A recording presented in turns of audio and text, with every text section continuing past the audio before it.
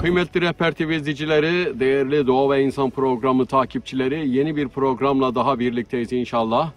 Bu haftaki gezimizde, bu haftaki maceramızda neredeyiz? Gaziantep'teyiz. Gaziantep'in yaklaşık Gaziantep'e 55 kilometre mesafede bulunan Gaziantep'in tarihi Kamışlı köyündeyiz. Kamışlı köyünün terk edilmiş Kamışlı köyünü gezmeye geldik. Daha önceleri gelmiştik bu Kamışlı köyüne. Bu sefer Kamışlı'ya dağlardan, vadilerden, uzun yoldan getirilmiş içme suyu kaynağını bulmaya geldik efendim. Zamanında buradan dağlardan eşmişler, Kamışlı köyüne içme suyu götürmüşler. Tabii Kamışlı köyü Fırat Havzası'nda, Fırat'a yakın mesafede. Önceden Fırat Nehri Kamışlı Nehri'nden Kamışlı köyünden daha da aşağıda olduğu için içme suyu daha yakında olması lazım. Onun için dağların yamaçlarını, dağları eşerekten içme suyu getirmişler. Şimdi biz de o içme suyunun kaynağına geldik efendim. O kaynağını bulacağız. Şimdi o içme suyunun kaynağını hep birlikte keşfedelim. Bu zorlu macerayı, zorlu eziyetli o yapımı nasıl yapılmış hep birlikte izlemeye, görmeye çalışalım. Tabi bu arada da hava çok sıcak. Bu Fırat Havzası çok sıcak bir yer. Yüzümüzden şarıl şarıl terler akıyor, görüyorsunuz. İçme suyumuz da kalmadı. Suyun kaynağından biraz içmeye çalışacağız. Şimdi etrafı biraz kolaçan ederim. Sonrasında keşfimizden sonra suyun kaynağına gidelim inşallah.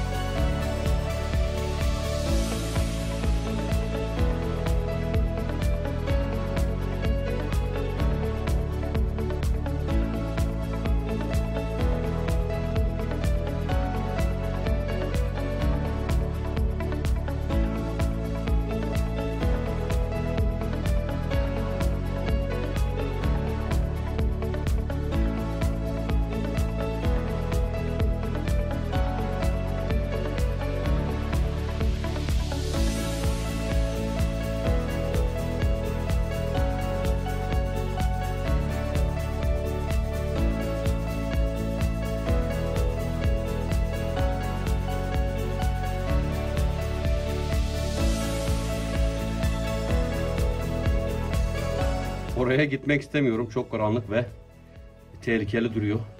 Şuradan anladığımız kadarıyla burada hayvanlar yatıyorlarmış, konaklıyorlarmış. Kimse yok burada çünkü terk edilmiş bu bölge. Ben de buraya girip tehlike almak istemiyorum o kadar. Yırtıcı bir hayvan gece konaklamış olabilir burada. Biz buranın en iyisi dışına çıkalım. Kayda devam. Şimdi bu tehlikeli esrarengiz mağaradan çıkalım. Başka maceralara, başka mağaralara.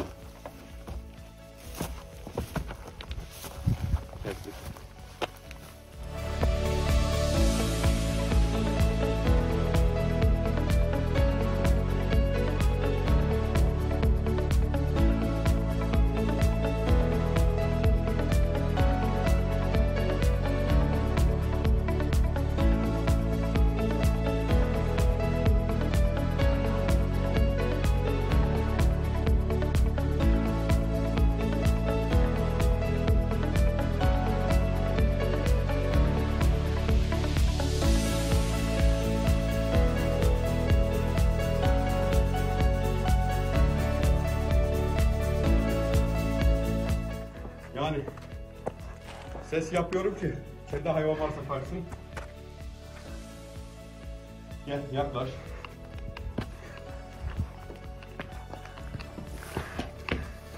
Sanırım burada daha yüzyıllar öncesine ait izler var. Bir oda burada. Bir oda burada. Burada da böyle küçük bir yer var. Buradan oraya geçiş yapılmış. Biz de oraya geçelim.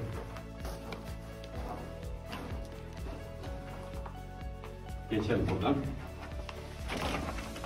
Ben alayım kamerayı.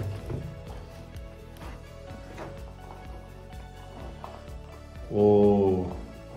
Şimdi değerli izleyicilerimiz, balta, pulluk diyorlar gerçi ona. Kazma, pulluk, kazma diyeyim. Pullukla buraların izleri görüyorsunuz. Kazılmış. İşte izler var. Ama en önemlisi şunu göstereceğim. Burada güzel, mükemmel bir işçilik var. Şurayı görüyorsunuz. Bakın. Buradan bu tarafa geçtik.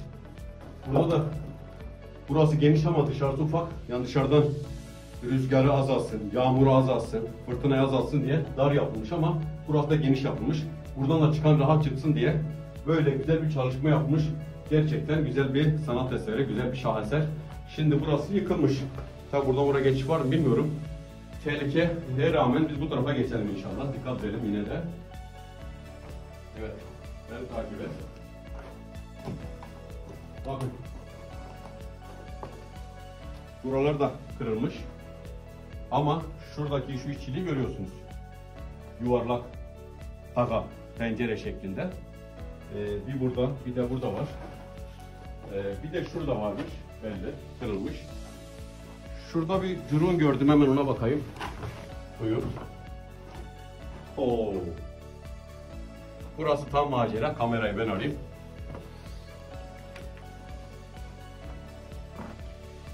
Değerli izleyicilerimiz, kuru kafaları görüyorsunuz. Kocaman kocaman kemikler. Tam bir macera burası. Burası da su sarnıcı sanırım. Burada su biriktiriyorlarmış. Artık yıkanma için mi kullanıyorlar, içmek için mi kullanıyorlar veyahut da soğutucu görevi görsün diye mi kullanıyorlar, eşyaları koymak için bilmiyorum. Yani birçok maksatla kullanılabilecek bir yer burası.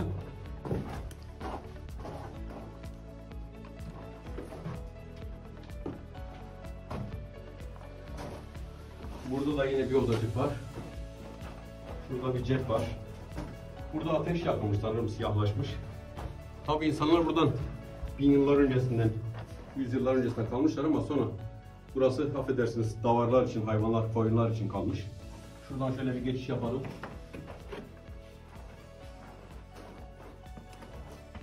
Oda içerisinden odaya geçiyoruz. Oda içinden başka odalara geçiyoruz. Burada bu oda bitiyor. Şöyle gel. Bakın. Şurayı görüyorsunuz. Kayaya güzel bir şekil desen verilmiş. Çıkıntılar. 1, 2, 3 kanal. Şurası düzlük. Şuradan da şöyle bir kanal geliyor ama işte yani burası sanırım misafir odası veya oturma odasıymış. Güzel, ferah bir yer çünkü burası. Ve burada biraz nakış yapılmış, işlemi yapılmış. 3-4 odayı çekilmiş. Şurası da yıkılmış görüyorsunuz. Evet, burada bir mahzen daha var. Ben alayım.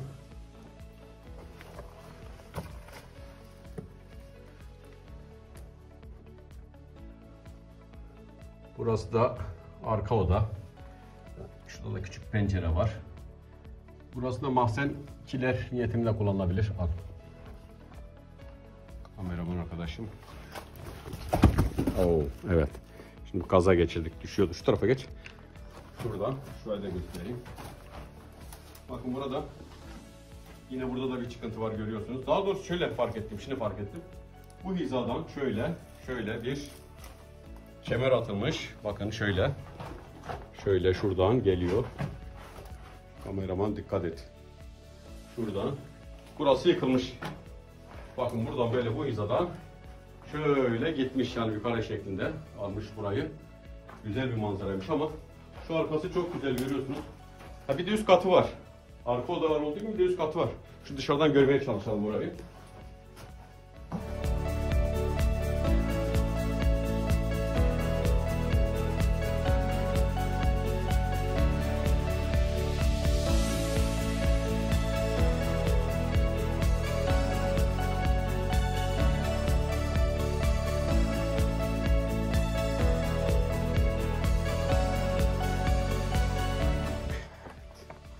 Görüyorsunuz. Üst kattayız.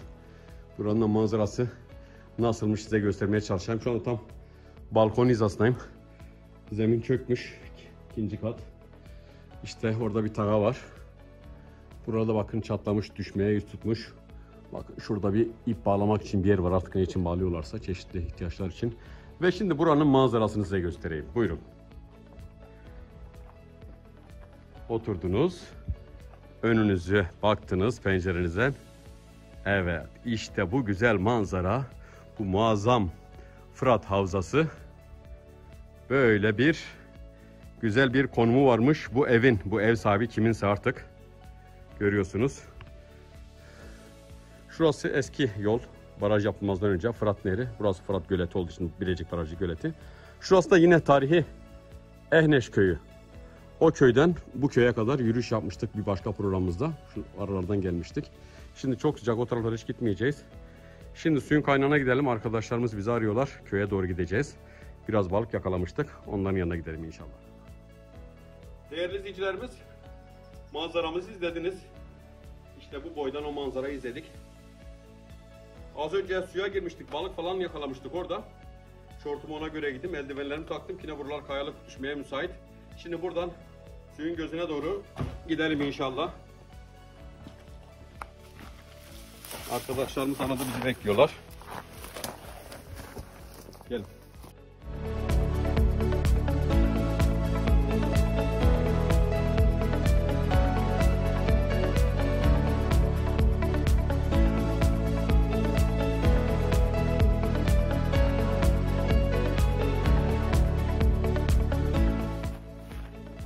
Az önceki evin hemen 10 metre bitişiğinde sağ tarafında böyle bir yine güzel bir şato şeklinden bir zaman şatosu. Güzel bir ev var yine. Görüyorsunuz. Bakın şu kiliye ne kadar güzel. Orada da varmış. Maalesef insanlarımız burayı tahrip etmişler, kırmışlar.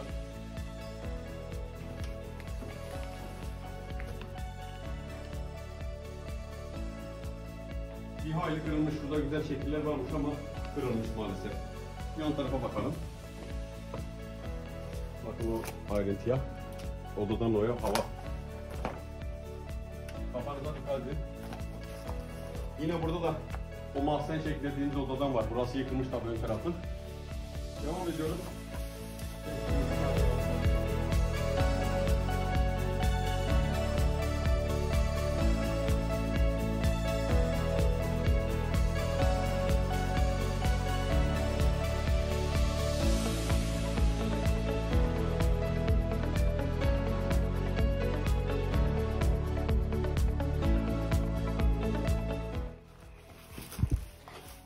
Burası da 2 katlıymış. Tabii burası toprakla dolmuş. Burada üst kat. Orada birkaç eşilmiş yer var. Yine pencereler falan var. Buna yıkılmış. Tahrip olmuş. Köşeler güzel şekiller varmış ama yıkılmış. Buranın da manzarası yine çok güzel. Ve evin önünde de güzel bir fıstık ağacı.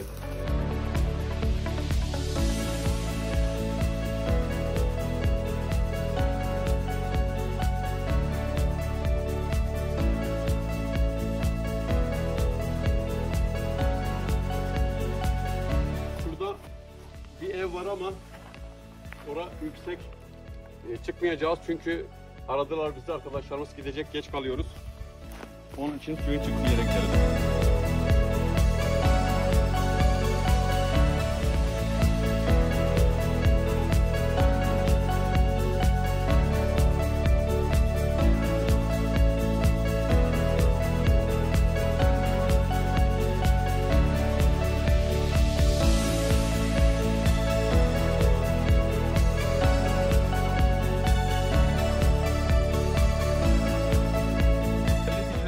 Suyun kaynağına geldik.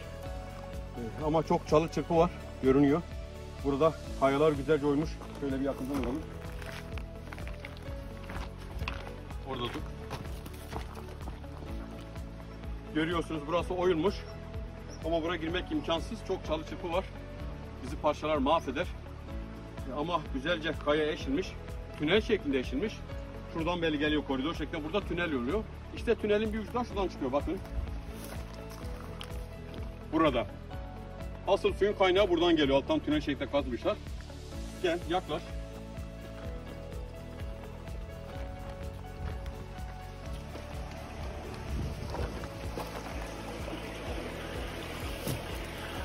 Görüntülerine ne kadar yansıyacak bilmiyorum ama biraz zoom yapayım. Evet. İşte görünüyor. Orası. Suyun çıktığı yer. Muazzam bir işçilik verilmiş buraya. Biraz daha aşağı inmeye çalışacağım. Çantamı şuraya koyayım. Buraya girmeye çalışayım.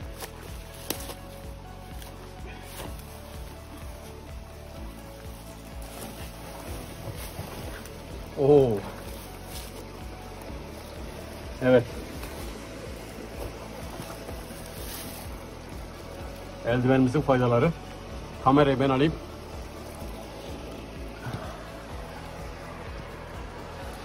İşte değerli Rehber TV ve Doğa ve İnsan programı izleyicileri, suyun kaynağı burada. Buraya kadar insanlar kaza kaza gelmişler, tüneller yapmışlar ve bu suyu kilometreler ilerideki köye götürmüşler. Evet, burada dikkatimizi bir şey çekti. Ne çekti, siz de gördünüz mü? Suyun dibinde kaplumbağa var. Acaba orada mahsur mu kalmış? Görüyorsunuz kaplumbağayı. Suyun dibine kadar gelmiş. Acaba buradan mı düşmüş?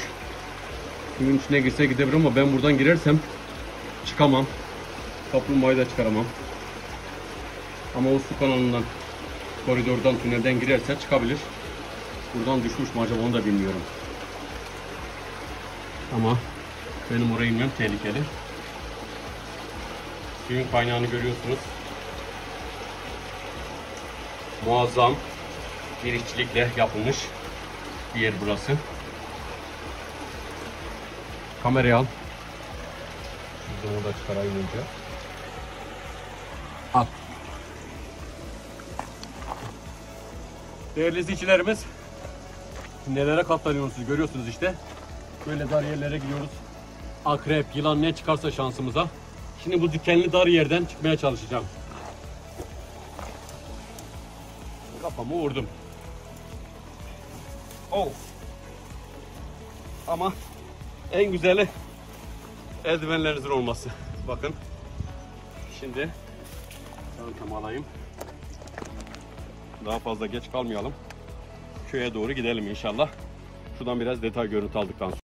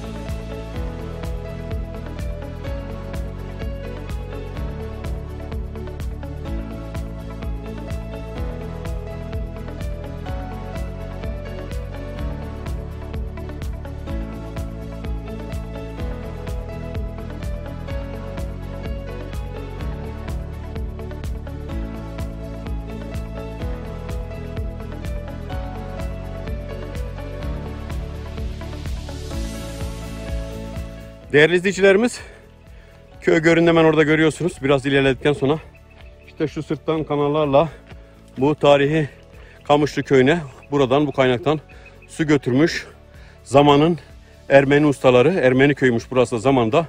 Ermeniler bu su konusunda özellikle çok mahirler. Nasıl ediyorlar bilmiyorum ama kayaların, dağın içinden eşerekten suları çıkarıyorlar. Buna benzer birçok daha tünel görmüştüm. Programlarımızda da vardı. Genelde bunları Ermeniler yapıyor, bu su işlerini. Değerli izleyicilerimiz, Kamışlı köyüne gidiyoruz. İşte görmekte olan köy.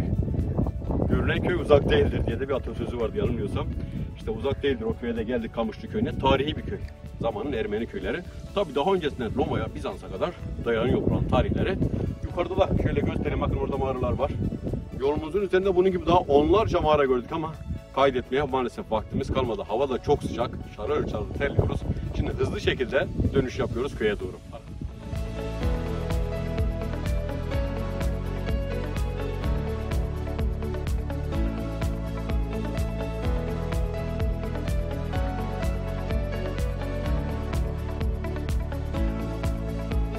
Orada bir tarih var. Yanlış okumuyorsam 1269 diyor.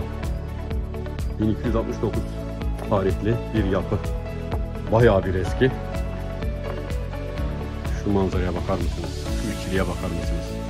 Gerçekten çok güzel içlikler, manzaralar var burada.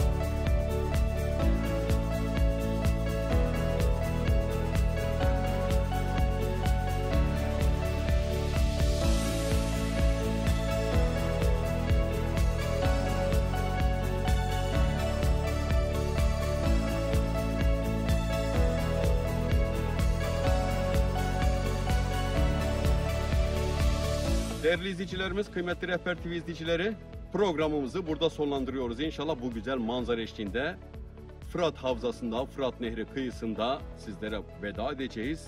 Bu tarihi Kamışlı Köyü'nden suyun gözüne gittik. Kamışlı Köyü'ne su veren, yüzyıllardan belki 1000 yıldan beri akan bir suydu. Orayı Ermeni köyü, Ermeni ustaları orada çalışmışlar. Dağın içinden, kayanın dibinden en yüksek noktadan suyu eşmiş, buraya kanallarla getirmişler. Köyde artık terk edilmiş, yukarıda Yeni Kamışlı Köyü var, daha modern bir şey. Burası da böyle tahrip olmuş kalmış. Onlarca, belki 100'ün üzerinde mağara ve mezar vardı. Ama hepsini görüntüleyemezdik. Hem hava çok sıcak burada, üzerimizden şarıl şarıl terler, sular akıyor. Hem de vaktimiz el vermiyor. Gece de buradaydık, kamp yaptık Fırat Nehri kıyısında. Şimdi buradan bir iki detay görüntülerle vedalaşıyoruz. Haftaya bir başka programda inşallah tekrar buluşmak üzere. Allah'a ısmarladık.